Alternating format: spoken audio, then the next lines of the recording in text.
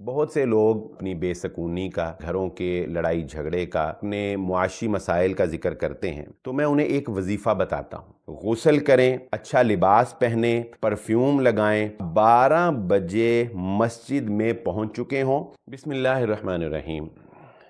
बहुत से लोग मुझसे जब अपनी बेसकूनी का, अपने घरों के लड़ाई झगड़े का या अपने मुआशी मसाइल का जिक्र करते हैं, तो मैं उन्हें एक वजीफ़ा बताता हूँ। और ये वजीफ़ा मैंने 20 लोगों को बताया।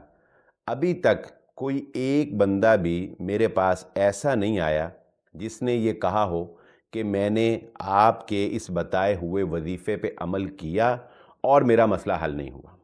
और वो वजीफ़ा क्या है कि आपने जुमे की नमाज, और मैं चूँकि मस्जिद दारुस्सलाम में खिताबत करता हूँ, तो मैं अपने पूछने वालों को, करीबी लोगों को तो यही कहता हूँ कि आपने 3 जुमे रेगुलर मस्जिद दारुस्सलाम के अंदर एहतमाम के साथ पढ़ने हैं।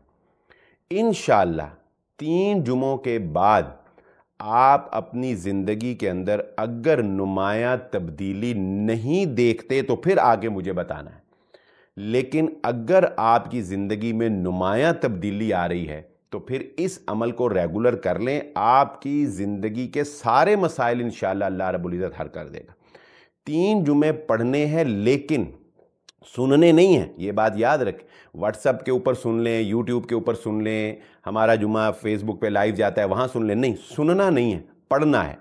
वो बरकत जो मस्जिद की है और वो बरकत जो खुतबा जुमा की है, वो जब तक आपके ऊपर नाजिल नहीं होती, जब तक वो कैफियत में आप नहीं उतरते, आपको फ़ायदा नहीं होगा। और उसके लिए ये ज़रूरी है कि आप एहतमाम करें। क्या एहतमाम करें कि जुमा की जो सुन्नतें हैं उनके ऊपर अमल करें, गुस्ल करें, अच्छा लिबास पहने, परफ्यूम लगाएं और इमाम के मिंबर पर बैठने से कम अज़ कम आधा घंटा पहले मैं ये तजवीज़ करता हूँ कि आप 12 बजे मस्जिद में पहुँच चुके हों। वहाँ बैठकर आप कुछ कुरान मजीद पढ़ें, नवाफिल पढ़ें, ज़िक्र व अज़कार करें। यानी आधा घंटा अपनी रूह को मुकम्मल पाकीज़ा करें, इसको साफ़ करें। और जब खुतबा जुमा शुरू हो जाए तो बिल्कुल हमातन गोश होके, उस वक़्त आपके पास दुनिया की कोई फ़िक्र नहीं होनी चाहिए, मोबाइल आपका बिल्कुल बंद होना चाहिए, आपको कोई याद न सताए। आप मुकम्मल हमातन गोश होके ख़तीब की आंखों में आंखें डाल के मुकम्मल तवज्जो के साथ गुफ्तगू को सुने।